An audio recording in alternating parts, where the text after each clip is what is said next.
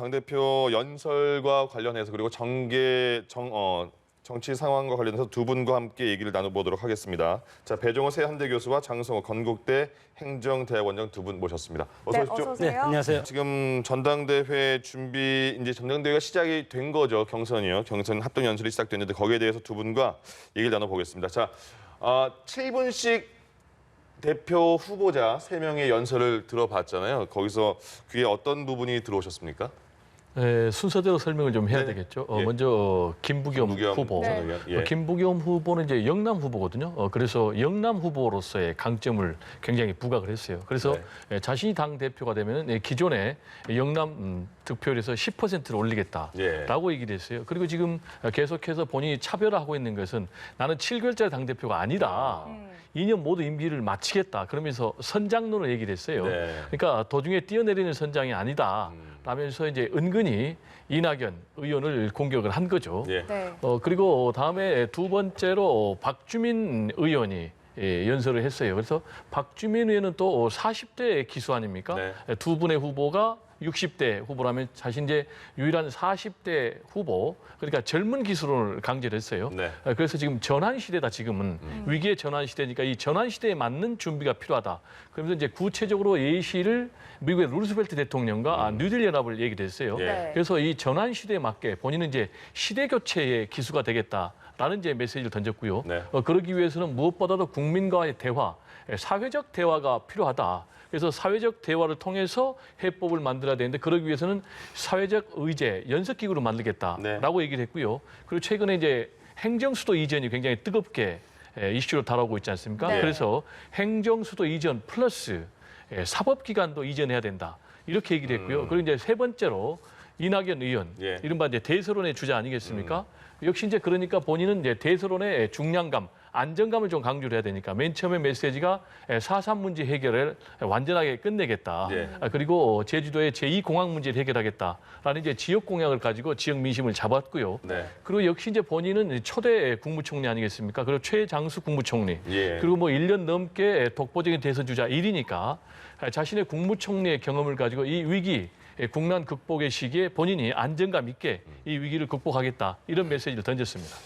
배 교수님께서 이제 새 후보의 연설 내용을 잘 정리해 주셨고, 그럼 장 교수님 지금 분위기가 네. 코로나19 때문에 다 대의원들이 모이지 못했잖아요. 네, 상무위원 50명만 모였다고 하는데 그래서 네. 공간은 굉장히 호텔의 작은 규모. 그래서 좀 예전의 분위기보다 좀 어색한데 이런 상황에서 온라인 유튜브로 이제 연설을 다 보고 투표를 해야 되는 거잖아요. 네. 예전과 분위기가 좀 많이 다를 것 같은데요. 글쎄 저런 걸 보면은 이제 우리가 또 TV에서 스포츠 프로그램도 보면은 네. 관중이 없이 무관중으로 진행하지 네. 않습니까? 맞습니다. 그렇기 때문에 뛰는 선수들 그리고 뛰는 저런 후보자들 상당히 흥미가 반감되지 않을까. 왜냐하면 내 의견을 듣고 환호해 주는 사람, 특히 정치인들도 유권자의 어떤 표를 먹고 사는 예. 아주 중요한 직업이기 때문에 상당히 어떤 흥이 반감되지 않을까 이렇게 생각이 들고 예. 표정 좀 상당히 지금 새 후보가 조금 어색한 그런 표정을 하고 있는 것은 앞에 바로 유권자들과 눈으로 대화, 말로서 대화하는 그리고 호응을 주고받는 이런 것들이 없기 때문에 네. 저런 한계가 있고 물론 SNS 시대고 지금 코로나19 비상사태 아니겠습니까? 예. 그렇기 때문에 우리 대학에서도 온라인으로 그동안 수업을 쭉 해보니까 이제 우리 교수들도 마찬가지로 이제 학생들도 이것에 좀 적응이 갑니다. 한 학기가 네. 지나니까. 예. 그래 마찬가지로 코로나19 사태를 맞이해서 역시 정치권도 이것을 비껴갈 수가 없구나 그런 것들을 제가 지금 보면서 느꼈는데 예. 금방 적응할 겁니다. 적응하고 어떤 이슈라든가 방향이 무엇인지 저는 뭐 가장 핵심적인 것은 문재인 정부의 성공 그리고 정권 재창출 이것에 이제 키워드가 딱 이제 묻어 있기 때문에 예.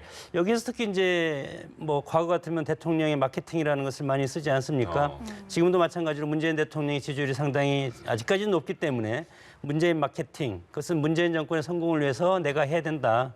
물론 그 미세하게 들어가면은 뭐 서울시장을 측면적으로 이런 뉘앙스로 보이는 분도 있는 것 같고 그리고 어떤 대세론에 의존하는 것은 이제 이낙연 후보 그리고 지역주의 정당을 완화시키는 것은 영남 후보, 뭐 이렇게 해서 김부겸 이제 후보 예. 이런 식으로 해서 각자의 자신의 강점을 당원들한테 지금 뭐 강력하게 호소를 하는데 네. 호소 자체가 앞에 관중이 없기 때문에 네.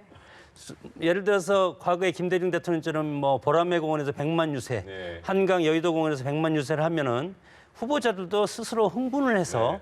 이렇게 할 텐데 그런 것이 조금 떨어지는 그런 부분이 있었다고 봅니다. 그래서 김부겸 후보도 박수 좀 크게 쳐주세요 이렇게 말하는 것 같고요. 그렇습니다. 예.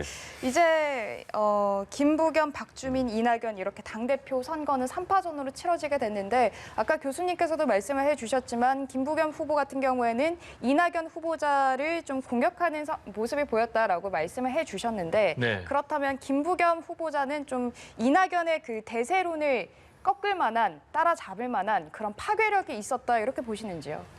김부겸 후보자는 나름대로 파괴력이 있다고 봐야 돼요. 네. 두 가지 측면에서 그 파괴력이 있다고 봐야 되는데 지금 민주당 내에 첫 번째로는 김부겸 후보자에 대한 동정 여론이 있어요. 예. 그게 무슨 얘기냐면 이제 김부겸 하면은 수도권에서 안정적으로 본인이 계속해서 선수를 늘려갈 수도 있었지만은 예. 지역주의 타파 위에서 보수의 심장, 대구로 갔다. 민주당의 불모지, 대구에 계속 도전했단 말이에요. 그래서 그런 부분을 지금 민주당 핵심 당원들은 높이 평가를 하고 있어요. 예. 그래서 지금 동정 여론으로 지금 존재하고 있는 것이 사실이고요.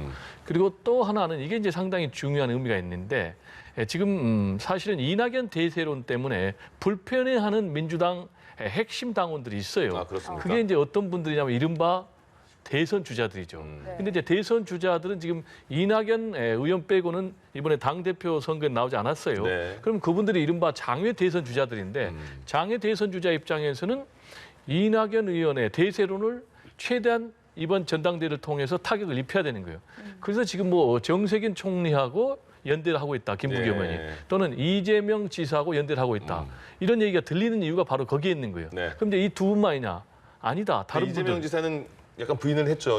그 연대론에 대해서는요, 일단. 그렇죠. 이제 공식적으로 연대를 했다라고 하면 여러 가지 정치적 파장이 네. 있으니까 네. 나는 뭐 연대를 안 하고 물밑에서는 얼마든지 지원할 수 있다. 예. 이런 게 정치 아니겠습니까?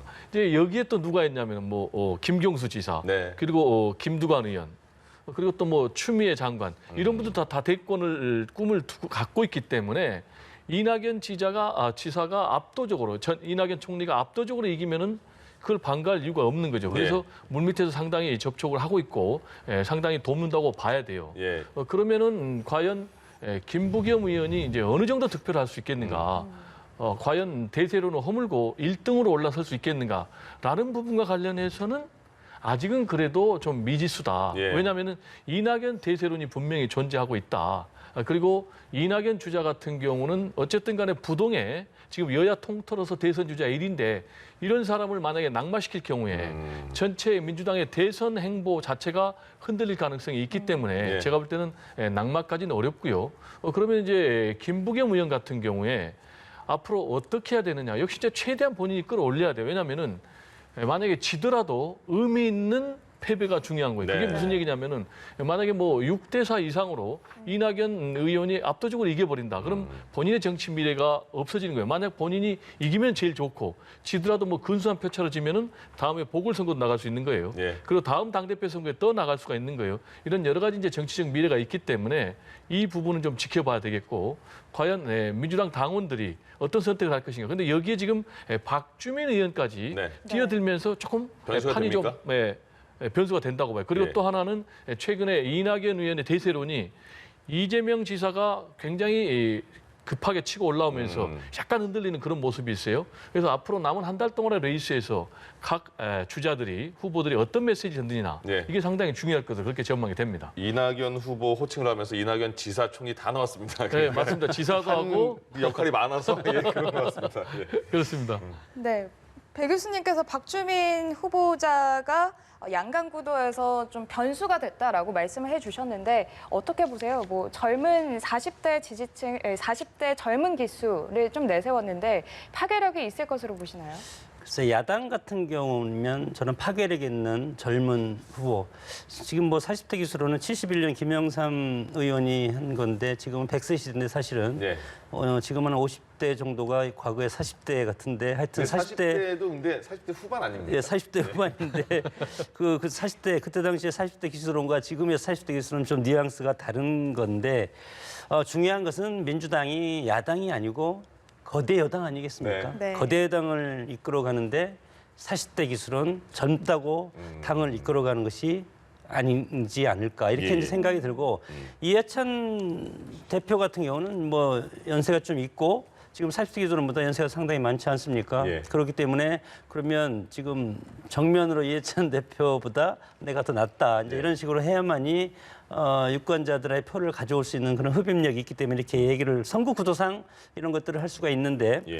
지금의 집권 4년 차입니다. 민주당 문재인 정부 집권 4년 차고 그리고 문재인 정부가 성공을 하기 위해서는 이번 당대표가 상당히 중요하고 내년 재보궐선거에서 승리하지 못한다면 민주당으로서는 상당히 악재를 만나는 것 아니겠습니까? 예. 그리고 네. 그다음 바로 대선이기 때문에 그래서 지금의 집권 여당 같은 경우는 저는 관록과 노련미가 상당히 중요하고 그런 차원에서 물론 젊고 패기 있는 그런 분들이 당을 이끌어가는 것도 좋지만 그러나 지금 조금 전에 뭐 여러 가지 지금 박주민 의원이 한 얘기를 보면 사회적 대화를 상시화시키고 수도권 편중을 물적 인적 인프라를 분산시킨다 이런 것들은 지금까지 기존에 했던 민주당과의 큰 차이점은 없습니다. 예. 지금 통상적으로 지금 수도 이전까지 행정 수도 이전까지 지금 민주당 원내대표 지금 강력하게 주장하고 대표도 이것에 대해서 청와대 같이 얘기하고 있는 상황이기 때문에 네. 네.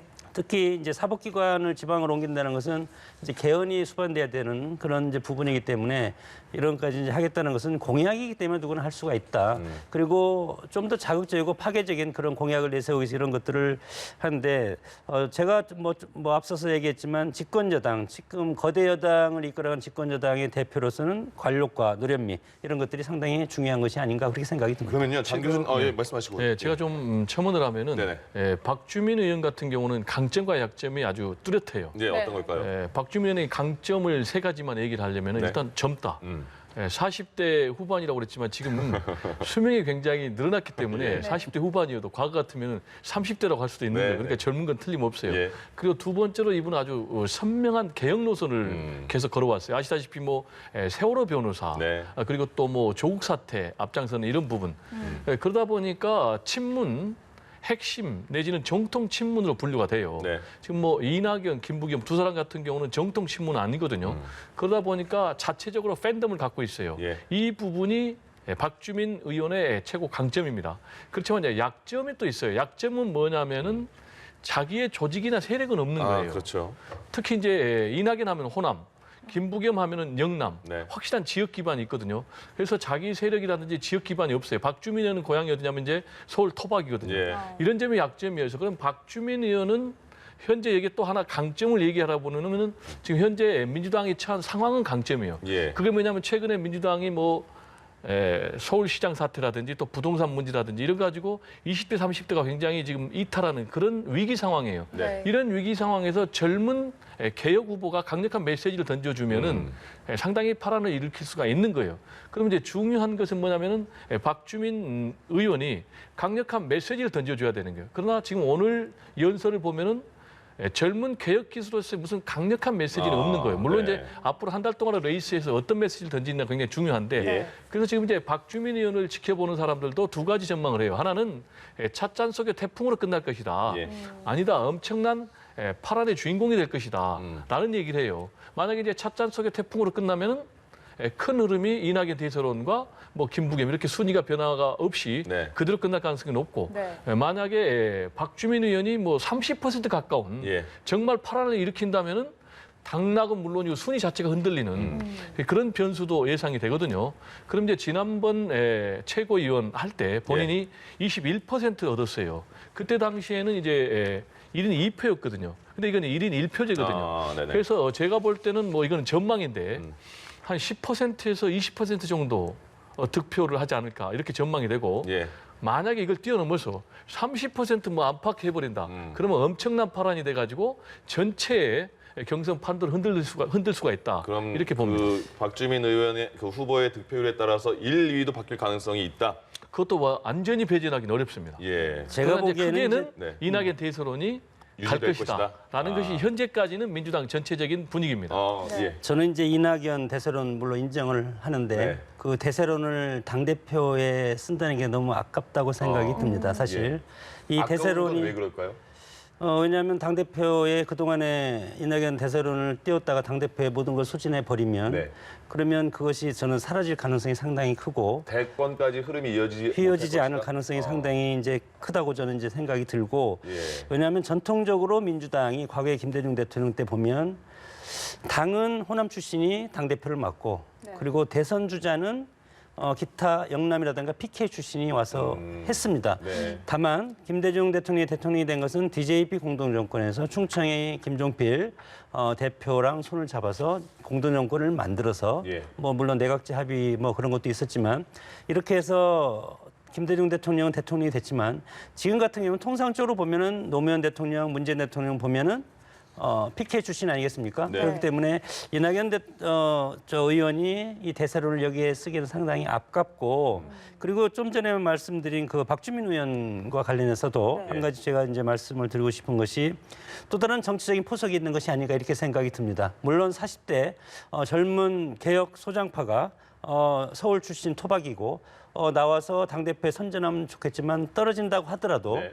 당의 중요한 자산으로 삼을 수 있는 것이 다음 서울시장 선거가 있지 않겠습니까? 그래서 당대표 선거에 도전해서 전국적인 인지도를 상당히 쌓게 한 다음에 예. 만약에 여기서 떨어진다면 서울시장 후보 카드로 내세울 수 있는 그런 카드가 되는 어떤 포석이 있지 않나 이렇게 저는 정치적인 해석을 해봅니다. 알겠습니다. 그러면 이거 여쭤보고 다음 뭐 대정부 질문도 있고 그런 거니까 그쪽으로 넘어가겠습니다.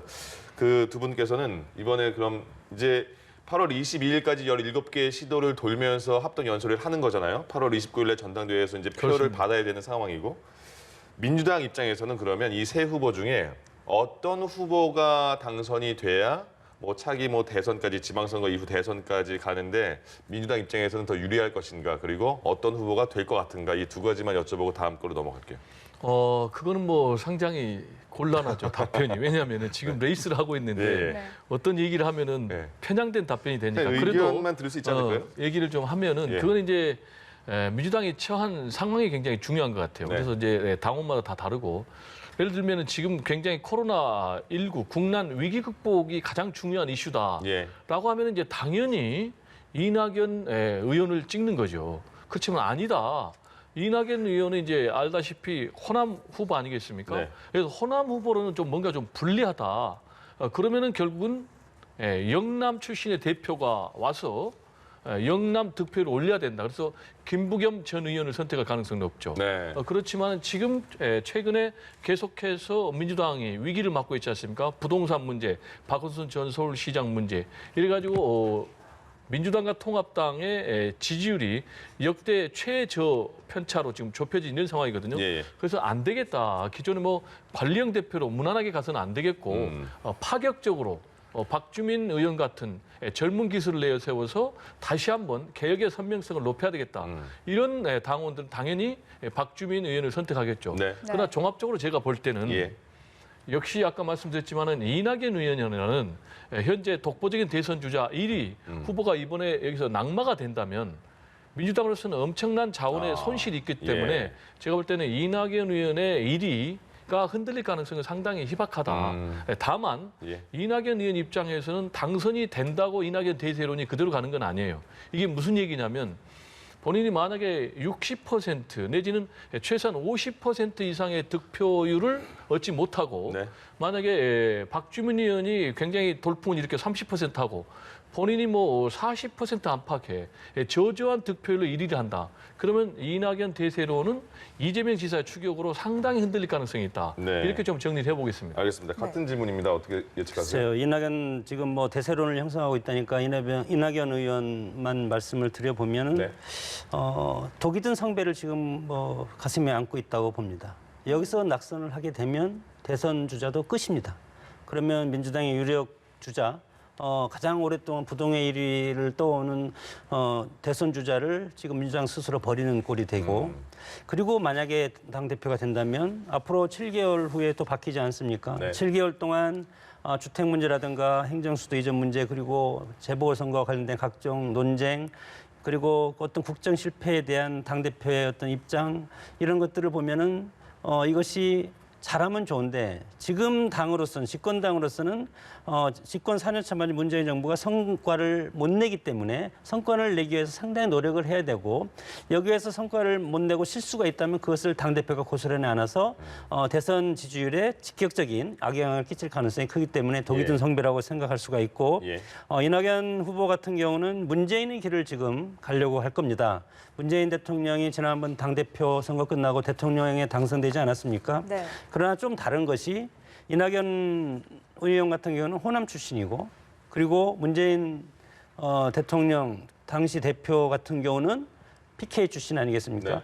그래서 같지만 다른 그런 색깔이 있기 때문에 똑같이 생각했으면 그것은 오산이라고 생각이 듭니다. 그래서 당대표를 만약에 이낙연 의원이 당선이 된다면 대선 후보에는 상당히 좀 장애가 생길 가능성도 상당히 크다 그렇게 봅니다. 그러니까 장 교수님께서는 이번에 그 이낙연 후보가 당대표 경선에 뛰어든 거는 조금 부정적으로 보시는군요.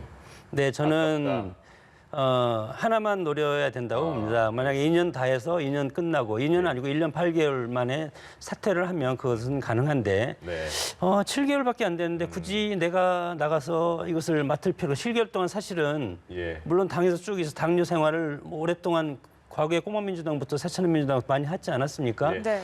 그렇게 됐지만 그것을 7개월 동안 당대표를 해서 당에서 어떤 인적 시스템을 구축하고 그다음에 대선 주자로 나가기에는 위험 부담이 상당히 크다고 봅니다. 여기에 제가 좀 다른 얘기를 좀 하고 싶은데요. 근본적인 질문이었어요. 이낙연 의원 본인에게 또 주변 참모들에게 나가는 게 오히려 실이다라는 이제 교수님 같은 의견도 있었어요. 왜냐하면 괜히 7개월 당대표 하다가 경선 과정에서 상처를 많이 입게 된다. 그리고 혹시 또 여러 가지 구설수에 오를 수도 있다.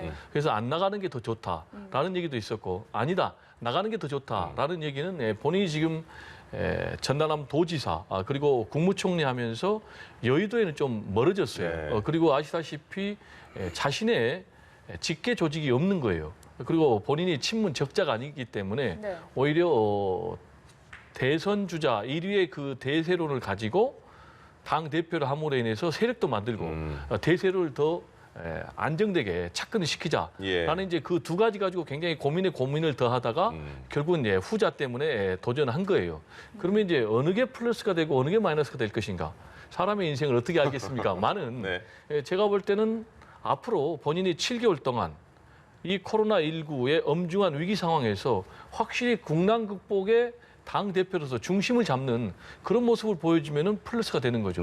그렇지만은 지금 현재 민주당이 굉장히 어려운데 이걸 수습하지 못하고 우왕좌왕한다면은 우리 이 교수님이 걱정하는 것처럼 오히려 마이너스가 되겠죠. 그래서 앞으로 7개월 동안 첫 번째는 어느 정도 득표로 당선되느냐가 중요하고 두 번째는 7개월 동안 7개월 동안 대표로서 어떤 모습을 보여주냐에 따라서 대세로는 탄력을 받을 수도 있고 오히려 균열될 수도 있다. 이렇게 정리하겠습니다. 알겠습니다. 또 전당대회나 한 가지만 또 말씀을 이제 덧붙여서 말씀드리고 싶으면 이낙연 의원 같은 경우는 당내에서 이제 친문 세력이 상당히 당을 장악하고 있지 않습니까?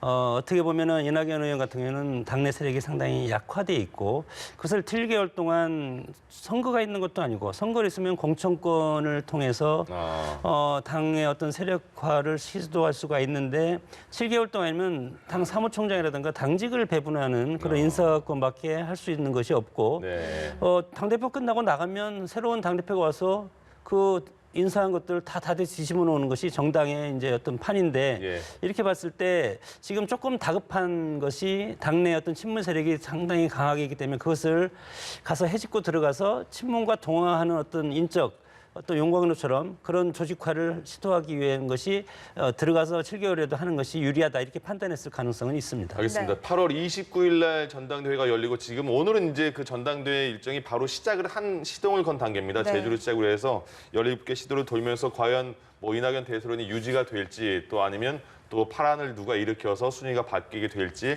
8월 29일 날 전당대회까지 기다려 보겠습니다. 그리고 지금 하신 것처럼요.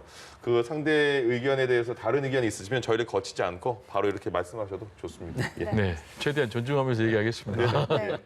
저희가 지금까지 전당대회 당대표 후보자 뭐 메시지와 또 앞으로의 전망까지 한번 짚어봤는데 이 부분도 한번 짚어보겠습니다. 21대 국회 첫 대정부 질문 이제 4일간의 일정을 마치고 종료가 됐잖아요. 여론의 관심이 높은 현안에 대해서 좀 질의응답이 오가기는 했는데 여기서도 또 고성 막말 이렇게 나오면서 20대 국회랑 달라진 게 없지 않냐 이런 이야기들도 나오더라고요. 네, 앵커께서도 좀 그렇게 느꼈죠? 저도 좀 그렇게 느꼈어요. 대부분 비슷한 화면인 것 같아요. 매년. 그렇고. 20대 국회에 대해서 국민들이 굉장히 실망했잖아요. 실망한 거는 국회에서 뭐 싸움박질하는 모습, 그리고 보이콧하는 모습, 그러다 보니까 뭐 동물 국회 오면까지 있었고, 네. 그래서 그 결과로 제가 볼 때는 통합당 역대급 참패를 경험을 했지 않습니까? 그래서 이제 21대 국회가 열렸는데 예. 21대 국회는 여야 모두에게 국민들이 이제는 정말 일하는 국회, 국민들이 걱정하는 국회가 아니라 국민을 위해서 걱정해주는 국회를 기대를 했는데 네. 지금 돌아가는 모습을 보면 그거 아닌 것 같아요. 당장 원구성을 놓고도 사실상 지금까지 파행으로 운영이 되고 있지 않습니까? 예. 역대 지금 뭐 야당에서 18개 상임위를 다 넘겨버린 게 지금 뭐 거의 전무하다시피 할 정도인데 네. 이거는 이제 먼저 여당의 정치력이 부재하겠죠. 그렇지만 또 통합당도 과연 법사위원장을 가지고 이 모든 것을 양보하고 파행으로 가는 것이 맞는지, 과연 그게 명분을 얻은 것인지, 실리를 얻은 것이 저는 굉장히 개인적으로 좀 의문이 들고요. 예. 그리고 최근에 이제 앵커께서 물어보신 이 대정부 질문을 보면은 이것도 굉장히 좀 볼썽사나운 모습이에요. 결국은 계속해서 뭐 시비거리 되다 보니까 고성을 서로 주고받고 네네. 또 여야 의원들이 각자 의석에서 고성을 주고받고 예. 이런 모습 지켜보면서 이제 대정부 질의의 본래의 기능은 뭐냐면은 확실한 정부 정책에 대해서 검증을 하고 그렇죠. 부족한 부분에 대해서는 대안을 제시하는 날카롭게 그런 비판도 자리인데 가능하고요. 예. 그런데 제가 볼 때는 상당히 그런 본질하고는 좀 거리가 먼 질문들 네. 그리고 확인되지 않는 근거 없는 거 가지고 공격을 했단 말이에요. 네. 그리고 또 인과관계가 전혀 맞지 않는 그런 질의를 하다 보니까 결국 뭐 총리하고도 격돌하고 특히 네. 이제 추미애 법무장관은 아주 사납게 격돌하는 그렇습니다. 그런 모습을 보였는데 제가 통합당이라면은 오히려 정말 근거를 가지고 정부에게 따끔하게 예. 문제 제기를 할 수 있는 그런 질의했으면 어떨까. 그리고 더 나아가서 예. 오히려 대안을 제시하는 그런 모습을 보여줬으면 어떨까. 지금 아마 통합당에게 그거는 국민들의 바람도 예. 기대도 이제 정말 대안을 제시하는 대안정당 그리고 정말 정권을 넘겨도 괜찮겠다라는 수권정당 네. 그런 모습을 좀 보고 싶지 않을까 이런 생각이 좀 듭니다. 지금 배 교수님께서 대정부 질문 같은 걸 예를 들면서 내가 통합당이라면 이렇게 하겠다 예를 들으셨잖아요. 그러면 장 교수님은 내가 민주당이라면 이렇게 대정부 질문에 이어갔겠다. 어떻게 방식이 있었을까요? 글쎄요, 제가 민주당이라기보다도 네. 제가 이제 국민 입장에서 네. 보면은 전반적으로 평가를 해주시죠. 예, 국민이 보기에 가장 좋은 것은 다당제가 가장 좋습니다. 민주적인 그래서 뭐 지난번에 선거법 개정됐는데 실패하지 않았습니까? 네. 그래서 결국은 우리는 전통적으로 양당제 구도로 이렇게 이제 가는 건 보수와 혁신 이렇게 양당제 구도로 이렇게 이제 가고는 있는 것이 이제 형식인데 과거에 선거를 해보면 국민들이 선거 결과가 아주 황금반환을 해줬다. 이 황금반환이 뭡니까?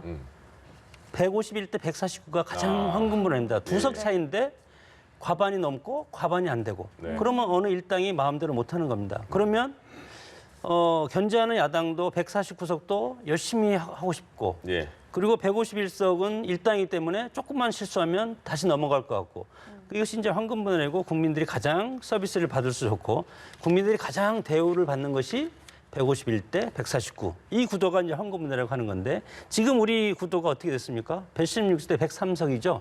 근데 이 구도 자체는 근데 민심의 반영이라고 민심의 생각합니다. 반영이기 때문에 그렇기 때문에 구조적으로 보면은 치열하지 못하다.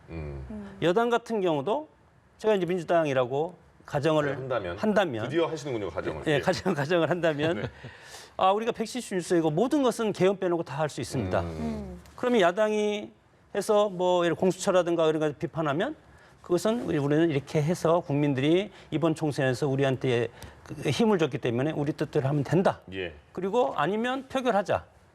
아니면 18석 우리가 다 가지면 된다. 네. 이렇게 할 수가 있는 것 아니겠습니까? 그러나 이렇게 되면은 결국은 야당 같은 경우는 타협을 하려고 할 생각 안 합니다.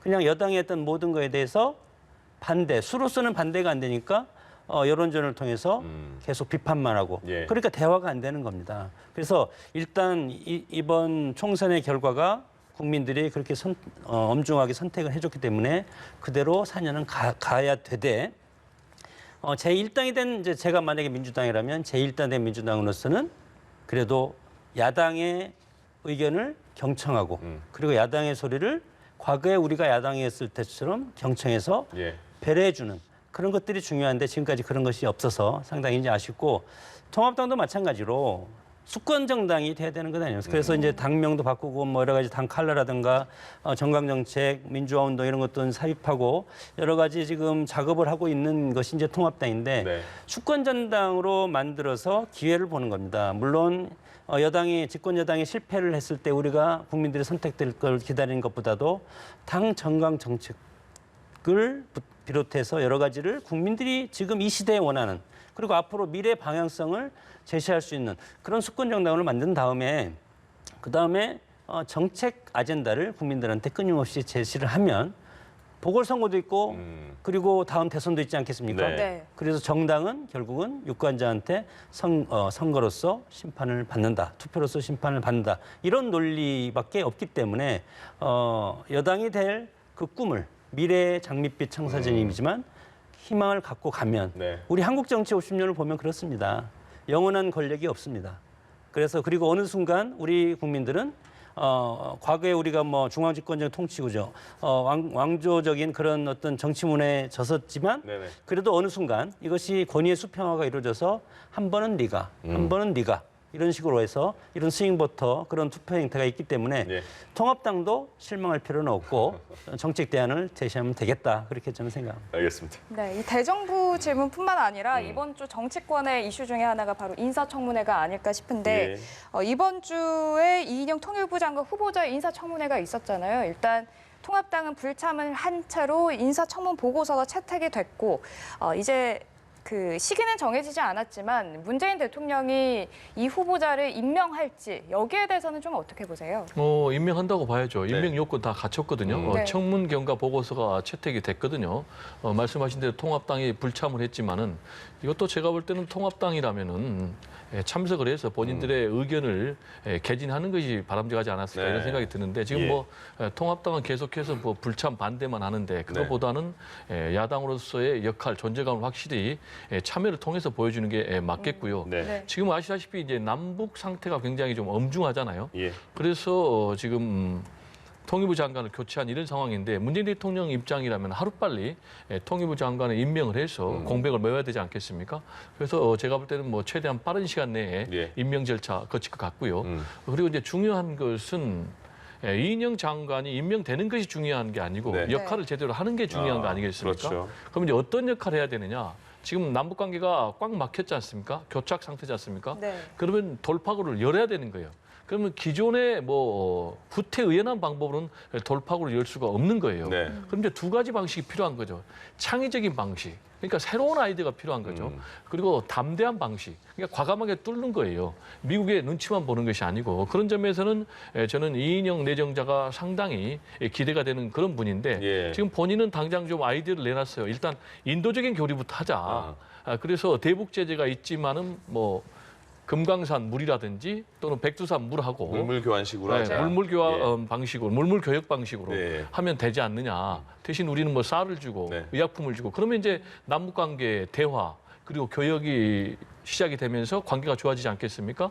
그럼 이제 자연스럽게 비핵화 문제도 논의가 될 것이고 예, 예. 그리고 또 이제 하나 유념할 부분은 이인영 내정자가 내가 좀 평양 특사가 돼보고 싶다. 직접 본인이 뛰어들어서 네네. 지금 문제를 타결하겠다. 이런 것도 저는 굉장히 좋은 자세라고 보고 네. 그리고 여태껏 지금 뭐 비핵화 문제는 외교부에서 전담을 했는데 앞으로는 통일부에도 이 문제를 또 핸들링하겠다라는데 예. 이거 굉장히 좋은 자세 같고요. 앞으로 좀 이인영 장관이 이제 임명이 돼서 예. 새로운 남북 관계가 좀 열렸으면 좋겠습니다. 그럼 장 교수님, 지금 이인영 장관은 뭐 임명이 될 것 같다 이런 뭐 분위기가 많이 나오고 있는데 이건 어떻게 보셨어요? 그 태영호 의원과의 그 사상 검증 논란도 많이 나오지 않았습니까? 그 부분은 어떻게 보셨습니까? 그 보수적인 뭐 유권자들한테 어필하기 위해서 태영호 의원이 그런 색깔론을 제기했다고 봅니다. 네. 어떻게 보면은 물론 북한에서 살다 왔기 때문에 예. 우리랑 어떤 사회적인 분위기 그런 것이 많이 다르지 않습니까? 네. 그래서 국민들이 보기에도 지금 와서 색깔론 조금 의외다 이런 생각이 들었었고 예. 특히 이제 이인영 의원 같은 경우는 뭐 전대부의장은 했지만 그때 당시에 뭐 우리 시대 상황과 시대 상황을 타파하기 위해서 민주화 운동을 학생 운동을 하지 않았겠습니까? 네. 그리고 그 후에 국민들이 뽑아준 국회의원 사선 그리고 집권당 원내대표를 했기 때문에 네. 그런 것들이 태영호 의원 입장에서는 아직도 이것을 던지면 예. 우리 어떤 국민들이 이거에 대해서 반색을 하고 동조를 뭐 크게 동조를 하려고 생각을 했을 텐데 네. 제가 보기에는 조금 어떻게 보면 상황 판단이 조금 오류가 있지 않았나 이렇게 생각이 들고 예. 앞으로 이제 의정 활동하면서 국민의 대표 아니겠습니까? 국민의 대표라는 것은 우리의 시대 정신과 시대 상황 이런 것들을 이해하고 그것을 체득해 가는 것이 이제 필요한데 네. 그래서 국민의 대표로서 국회에서 얘기하는 것은 물론 자유지만 그래도 국민의 어떤 수준이라든가 이런 것들을 면밀히 검토하고 해야만이 네. 이런 실수라기보다도 네. 조금 앞서 나가는 그리고 많은 구태적인 그런 모습 앞으로는 이제 미래로 가야 된다고 봅니다. 뭐 국제 사회가 누구나 다 북한 체제에 대해서 인정하고 있지 않습니까? 네. 그렇기 때문에 정치는 과거보다는 미래로 가는 것이 훨씬 좋고 그런 의미에서 저는 이인영 장관의 기대가 상당히 큰데 예. 기대도 크지만 이제 통일부 장관 대통령이 이제 임명을 하실 겁니다. 예. 임명을 이제 뭐 채택이 됐기 때문에 임명을 하겠지만 이인영 장관 역시 독이 든 성배를 가슴에 품었다고 봅니다. 왜냐하면 북한을 뭐 인도적으로 뭐 교류를 하면 된다. 장관이 이런 것들을 해서 장관은 지금 국회의원이 지금 뭐 한 3년 임기 4년 정도 남지 않았습니까? 네. 그래서 장관하면 뭐 2년, 3년, 1년, 2년, 3년 하는 건데 예, 예. 그래서 우리는 임기가 정해있기 때문에 상당히 성과가 상당히 급하고 예. 성과를 빨리 내야 되는 그런 건데 북한 문제와 관련해서 우리랑 연계된 것보다도 핵과 관련해서는 미국과 지금 연계돼 있기 때문에 북한이 미국과 직접 하려고 하지 않습니까? 그렇기 때문에 여기에서 만약에 이인영 장관이 임명이 돼서 청문회에서 했던 여러 가지 대북 관련 그런 발언들 예. 네. 그런 것들이 과연 북한이 받아줘서 성과를 낼 수 있을까? 네. 그것은 상당히 쉽지 않다. 그래서 쉽지 않으면 결국은 또 장관이 책임져야 되는 거 아니겠습니까? 그러면 만약에 장관에서 이것이 크게 성공하지 못하고 예. 예를 들어서 비판을 받는다면 나중에 국회의원으로 내려와서 상당히 어려워지지 않겠습니까? 그런 것들이 있기 때문에 이인영 의원 이제 장관이 되면 그런 것들이 가장 큰 여러 가지 해결해야 될 예. 문제라고 봅니다. 오늘 당대표 후보부터 장관 후보까지 독이 든 성배를 든 분들이 많습니다. 예. 뭐 이제 추가 말씀 있으십니까? 이제 혼자서 뭐 독이 든 성배를 계속 얘기해가지고 예. 제가 볼 때는 이거는 부적절한 발언이죠. 그러면 이제 태영 의원은 왜 이렇게 부적절한 발언을 했을까? 네네네. 제가 볼 때는 스스로 강박관념이 있는 것 같아요. 왜냐하면 본인이 탈북민 출신 아니겠습니까? 그러다 보니까 지금 대한민국 국민 유권자들에게 얘기를 하고 싶은 거예요. 나는 대한민국 국민이다. 그리고 나는 빨갱이가 아니다. 라는 것을 계속해서 보여주기 위해서 제가 볼 때는 이인영 내정자를 상대로 이 주체 사상 문제를 공격을 한 것 같은데 네. 이 논리 자체가 과거에 군사 독재 정권에서 씌운 프레임 아니겠습니까? 자주는 반미고 반미는 용공 친북이다. 그래서 다 감옥을 보냈지 않습니까?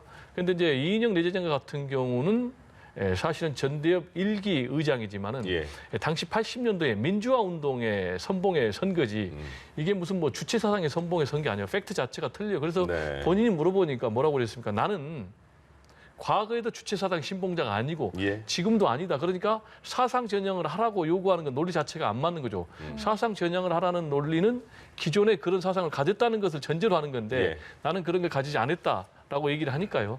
그래서 태영호 의원의 강박관념도 충분히 얘기할 수 있으나 이해할 수 있으나 사선 의원을 상대로 이런 얘기를 던지는 것 자체가 제가 볼 때는 맞지 않고 팩트도 아니고 그래서 이런 이제 색깔로는 더 이상 제기를 안 했으면 좋겠고요. 네. 그리고 적절한 시점에 네. 적절한 장소에서 깨끗하게 사과를 하는 것이 앞으로 본인의 입지를 만드는 데 더 좋지 않을까 이런 생각이 좀 듭니다. 알겠습니다. 네, 이제 돌아오는 월요일이죠. 모레 박지원 국정원장 후보자 인사청문회도 예정이 돼 있는데 지금 보면 학력 위조 의혹이 계속되고 있고 또 후보자가 자료 제출을 기한에 안 했기 때문에 여기에 대해서 이제 인사청문회를 연기해야 하는 게 아니냐 이런 주장이 나오고 있거든요. 예. 여기에 대한 좀 가능성은 어떻게 보세요? 연기 가능성이 뭐 없지는 않지만 네. 어쨌든 간에 지금 뭐 176석 민주당이 절대 과반을 차지하고 있기 때문에 민주당이 그냥 가면은 가는 거예요. 예. 지금 이제 통합당에서는 국회 인사청문회법을 어겼다.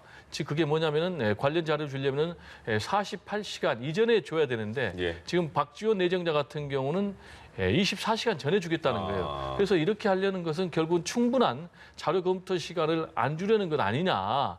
그래서 우리를 들러리 세우려는 것 아니냐라고 얘기를 하고 있거든요. 네. 그럼 이제 이게 무슨 자료냐면은 결국 이제 가장 문제 삼고 있는 것이 학력 위조를 했다는 거 아니겠습니까? 네. 지금 이제 박지원 내정자 같은 경우는 광주 교대를 나왔는데 그래서 단국대 상가대에 편입을 했는데 그때 당시에 지금 하태경 의원의 주장에 따르면은 예. 광주 교대 이걸 낸 게 아니고 조선대학교 이 자료를 냈다. 그래가지고 나중에 다시 본인이 문체부 장관 시절 이걸 다시 또 고쳤다. 네네. 그래서 두 번이나 학력 위조를 했다라는 주장이거든요. 그래서 이제 이 부분은 우리가 뭐 확인할 수는 없는 것이고 여기에 대해서 박지원 내정자는 전혀 엉터리다. 사실 무근이다라고 주장을 하고 있기 때문에 예. 이 또한 청문회에서 밝혀야 될 문제가 아닌가 이런 생각이 좀 듭니다. 알겠습니다. 네, 행정수도 이전 문제도 마지막으로 한번 짚어볼까 하는데요. 국토 균형 발전을 강조하면서 민주당이 지금 계속해서 이 행정수도 이전에 속도를 내고 있잖아요. 근데 최근에 이해찬 대표가 개헌을 공식 언급해서 이 부분도 또 개헌론이랑 같이 묶었을 때 좀 행정수도 이전론의 파장이 결코 적지 않을 것 같다 이런 이야기들이 나오고 있어서요. 그러니까 개헌이라는 게 이런 거잖아요. 수도를 세종으로 하면 되지 않느냐. 네. 예. 그래서 지난번에 해서 뭐 위헌 심판을 받은 게 2004년인데 네. 개헌을 하면 가능합니다. 예. 뭐 개헌을 하면 되는데 보수 정당 표가 3분의 2가 찬성을 해야 되기 때문에 상당히 어려운데 지금 충청 출신 통합당 의원들이 이거에 대해서 의원이라든가 조금 애매하지 않습니까? 예. 저도 사실은 충청도인데 네. 어떻게 보면은 우리 고향으로 행정수도가 온다는 것은 누구나 다 좋아할 가능성도 있습니다. 예. 그러나 그것이 만약에 그것이 실현되지 않는다면 지금 뭐 서울의 부동산 값이 상당히 폭등하고 있는데 지금 충청도 지금 부동산 세종시 부동산부터 1차적으로 상당히 지금 폭등하고 있는 그런 현실이고 예. 그리고 이것이 이제 정치적으로 접근을 하다 보면은 충청 표심을 가지고 서로 반대할 수도 없고 네. 찬성할 수도 없고 네. 이런 것들이 지금 이제 통합당의 분위기이기 때문에 상당히 통합당을 압박하는 카드는 될 수도 있다. 예. 그러나 이것에 대해서 지난번에 한번 실패를 해봤기 때문에 충청 표심을 우리가 얻는다면 영남 표심이라든가 기타 다른 지역 표심을 이룰 수가 있는 겁니다. 그래서 만약에 이것이 정말 된다면 상당히 공론화 기간을 거쳐서 여당과 야당이 합의해서 이것을 하면 되는데 네. 네. 일단 그 집권당 대표가 국회 대정부질면서 일단은 선포를 하지 않았습니까? 예. 내려가겠다. 그렇게 선포를 했고 청와대에서 여기서 이제 같이 호응하는 그런 이제 분위기가 이제 형성이 됐기 때문에 네. 자 충청 표심 정치인들은 표를 의식하지 않을 수가 없는 것이 현실이고 예. 그래서 과연 충청 표심이 여기에 얼마만큼 호응을 할 것이냐 그리고 여기에 맞춰서 다른 영남이라든가 예. 강원이라든가 이런 기타 지역에서 얼마나 이탈할 것인가 그리고 부동산 어떤 그것은 얼마나 요동칠 것인가 이런 것들이 상당히 중요한 변수로 앞으로 작용할 거라고 봅니다. 예, 네, 알겠습니다. 알겠습니다. 지금 여기서 정리를 해야겠는데요. 예, 지금까지 배종원 세한대 교수와 장성호 건국대 행정대학원장과 좀 긴 시간 함께 얘기를 나눠봤습니다. 두 분 고맙습니다. 고맙습니다. 네, 감사합니다.